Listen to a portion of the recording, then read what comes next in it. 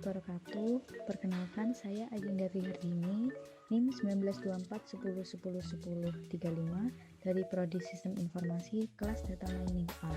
Di sini saya akan mempresentasikan hasil kerja saya dari modul yang telah diberikan oleh Bapak Arif. Langsung saja ke kode soal nomor 1F.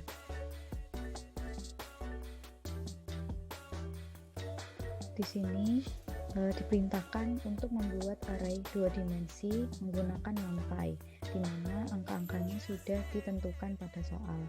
Langsung saja ke source code-nya. Pertama-tama saya akan mengimport NumPy SNP. Maksudnya SNP di sini adalah supaya mengaksesnya nanti lebih mudah karena tidak perlu mengetik NumPy panjang-panjang. Kemudian di sini saya mendeklarasikan variabel matriks 2D di mana angka-angkanya sudah disamakan dengan soal. Untuk mengaksesnya menggunakan fungsi print, kemudian kita panggil nama variabelnya. Apabila dieksekusi maka akan seperti ini hasilnya.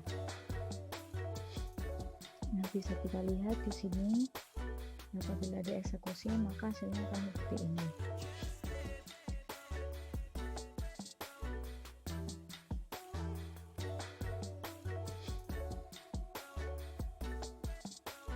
Kemudian kita lanjut ke soal 1G. Di sini untuk soal 1G hampir sama dengan 1F, hanya saja yang diminta adalah array 3 dimensi, di mana angka-angkanya sudah ditetapkan oleh soal.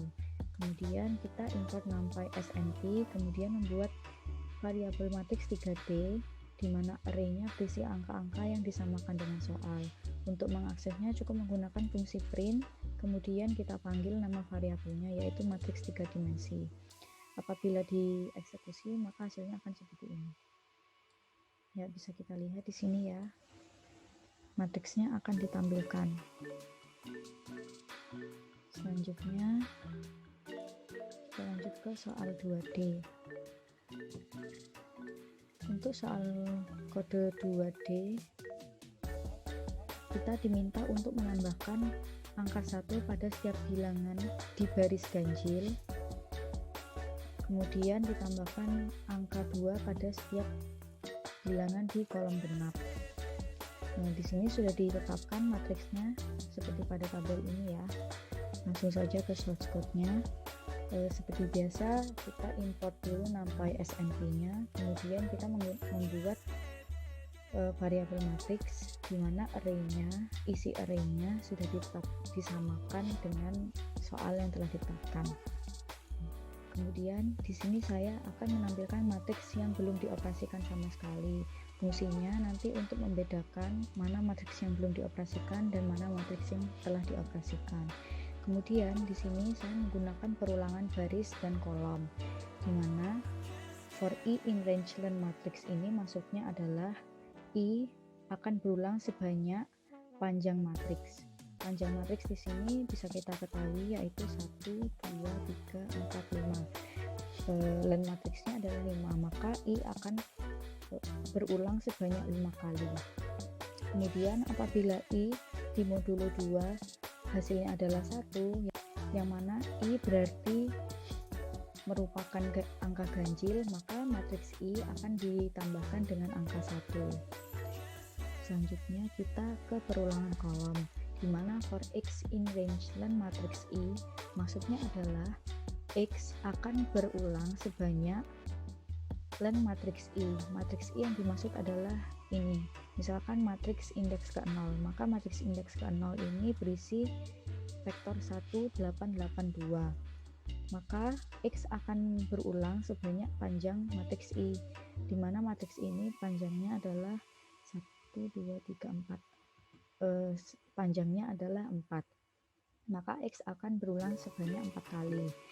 Nah, di sini kita cek apabila X di modulo 2 hasilnya adalah 0, yang mana berarti X tersebut merupakan angka genap, maka matriks indeks ke I, indeks ke X akan ditambahkan dengan angka 2. Apabila dieksekusi maka hasilnya akan seperti ini.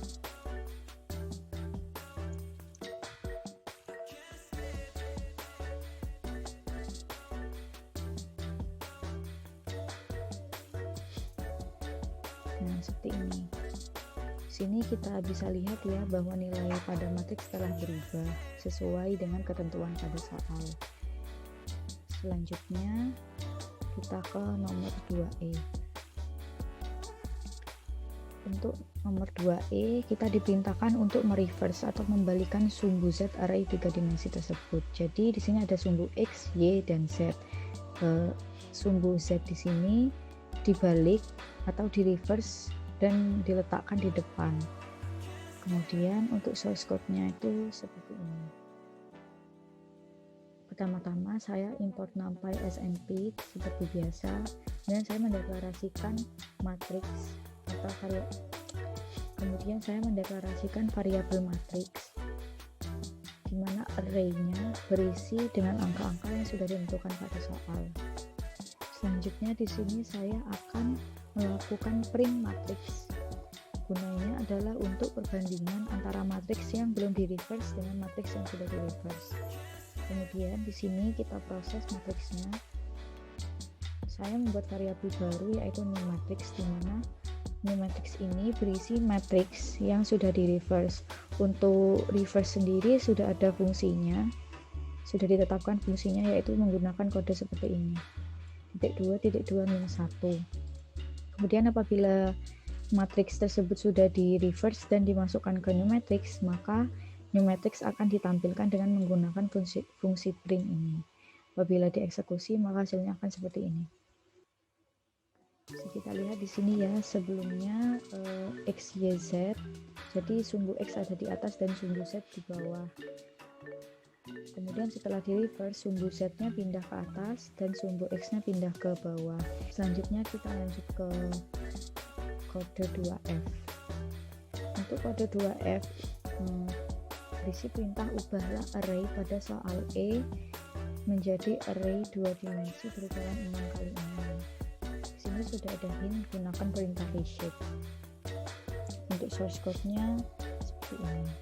Jadi karena di soal kita diminta ubahlah array pada soal E, maka di sini saya mendeklarasikan variabel matriks di mana isi dari matriks tersebut disamakan dengan soal pada E. Kemudian di sini menggunakan reverse seperti kode 2E agar hasilnya sama dengan matriks pada 2E. Setelah di reverse, saya membuat variabel baru yaitu matriks 2, di mana matriks 1 dot reshape 6,6. Maksudnya di sini adalah sebelumnya kan di soal matriksnya itu berupa 3 dimensi dan berorder 3 kali 4. Nah, di sini kita menggunakan fungsi reshape sehingga matriks tersebut akan berubah menjadi 2 dimensi dengan order 6 kali 6. Dan apabila dieksekusi hasilnya akan seperti ini. Bisa kita lihat ya, sini sebelum di reshape adalah matriks 3 dimensi dan setelah di reshape menjadi matriks 2 dimensi dengan order 6 kali 6. Lanjut ke soal terakhir yaitu kode soal 3E. Untuk kode soal 3E kita diminta untuk mengubah matriks sebelah kiri menjadi matriks sebelah kanan. Di sini kita akan melakukan flip sebanyak 2 kali, yaitu secara horizontal dan vertikal. Jadi 2 kolom di kanan ini akan di flip, ditukar dengan 2 kolom sebelah kiri. Setelah ditukar, kita akan melakukan flip secara vertikal, di mana 3 baris di atas akan ditukar dengan 3 baris di bawah, sehingga hasilnya akan sama dengan matriks yang ada di sebelah kanan. Untuk source code-nya seperti ini. Pertama, saya mengimport numpy snp, kemudian mendeklarasikan variabel matriks, di mana array-nya sudah saya samakan dengan yang ada pada soal. Kemudian sini saya akan melakukan print matriks yang belum di flip sama sekali. Gunanya adalah untuk perbandingan antara matriks yang belum diproses dan matriks yang sudah diproses. Setelah itu di sini ada proses pertama yaitu horizontal flip. Di sini saya membuat variabel baru bernama horizontal. Maksud dari kode ini adalah matriks ini akan diakses semua kecuali dua kolom di sebelah kanan. Jadi yang ini, dua kolom sebelah kanan tidak akan diakses. Kemudian matriks yang sudah diakses tadi atau dua kolom sebelah kiri akan di-copy dan dimasukkan di variabel horizontal. Setelah itu matriks dua kolom di sebelah kanan akan diisi dengan matriks dua kolom di sebelah kiri. Kemudian matriks dua kolom di sebelah kiri ini isinya akan diganti dengan salinan matriks tadi yang sudah dimasukkan ke variabel horizontal.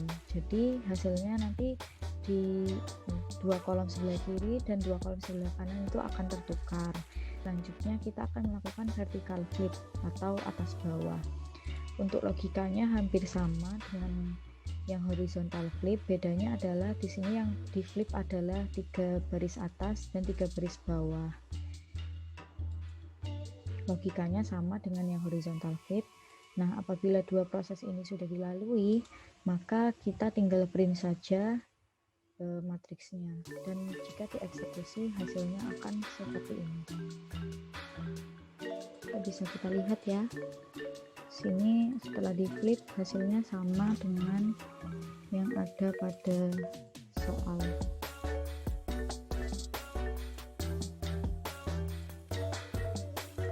Ya, sama ya.